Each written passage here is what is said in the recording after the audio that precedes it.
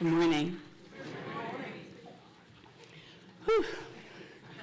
I'm a little overwhelmed today. I'm honored and grateful to Angela Diaz and the Adolescent Health Center for this meaningful award and recognition. A loving thank you to my friends and family who are here to support me in this moment as well. My journey has been a testament to resilience and the power of love. My husband, Robert, and my son, Michael, are unwavering in that support every day. They push me to continue to be a better person,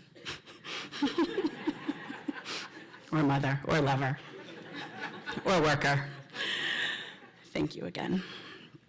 I would like to extend also a loving thanks to Lachelle May and Dr. Angel Palermo, who agreed to co-chair this morning's breakfast on my behalf. And I just want to take a minute to recognize Moza and Jean, who shared themselves with you this morning, became vulnerable, and told you some of the things that led to who they are and how they came here. Let's give them another round of applause.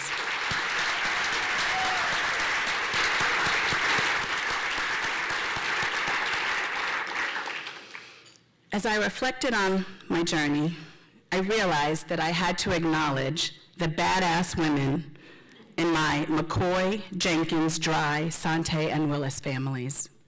My success is rooted in the power of these matriarchs, and most especially my grandmothers. One who fled political persecution for a better life for herself and her family in a new country, and the other who survived and thrived despite the ravages of the Jim Crow South and gendered violence. These women created the space for my journey, gave me strength to love and to stand in the face of adversity. They showed me that despite what the world would have me think, I was brilliant and I belonged wherever my journey led me.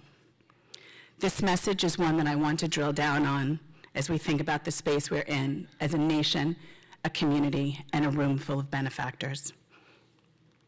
I also want to show gratitude and acknowledgement for the vision and perseverance of Joan Morgenthau. She was a groundbreaking educator and innovator who had the courage and creativity to decide that every young person should have agency and access to quality health and support. Joan understood before most that having good health and staying whole was an essential step to thriving. She dedicated her life's work to ensuring that there was space and access and services for all youth. Each of us has a responsibility in this life, not just to ourselves and to our families, but to our communities and our environment. It doesn't start or stop with doing a good job or getting into good trouble. It requires us to push ourselves through discomfort. It requires us to make room for others, even if less is available for ourselves. It requires us to stand up for what is right, even if we don't agree on how to get there. We must stand for justice and against racism and oppression in any form. I ask that each of you remember the images that you have seen, not just in our recent memory, social media, videos, news clips, but those images throughout the last more than 400 years that began with the building of our nation, images of oppression and murder, mutilation, and the desecration of a spirit. All of us who see ourselves in those images are on rewind at every new inflection point. These wounds continue to fester, and whether you realize it or not, those who do not carry those memories are impacted as well. All of us in this space, in this moment, are impacted. Our spirit and culture are comprised of a collective. No matter where or how we live our lives, what hurts and helps me hurts and helps those around me. We must share our knowledge and our wisdom. We must follow science and advance new knowledge and understanding. We must lock arms to declare health care, including mental health care, and education are human rights.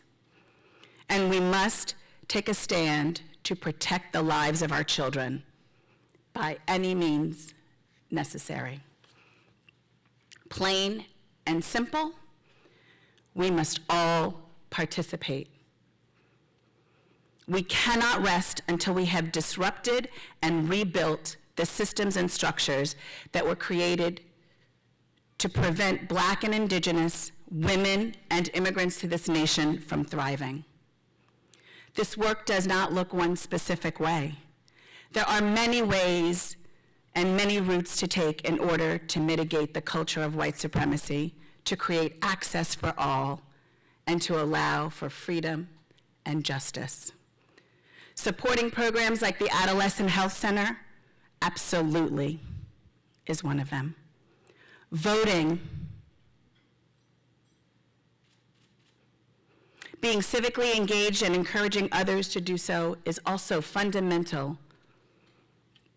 And opening your minds and hearts to listen, learn, and give grace are the most essential of all. When we know better, hopefully, we will do better. This work can not only be on the backs of those of us most impacted. It requires allies, accomplices, and supporters to follow and take the lead when that is the most effective route.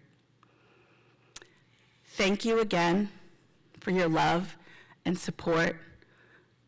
All of the people who surprised me this morning,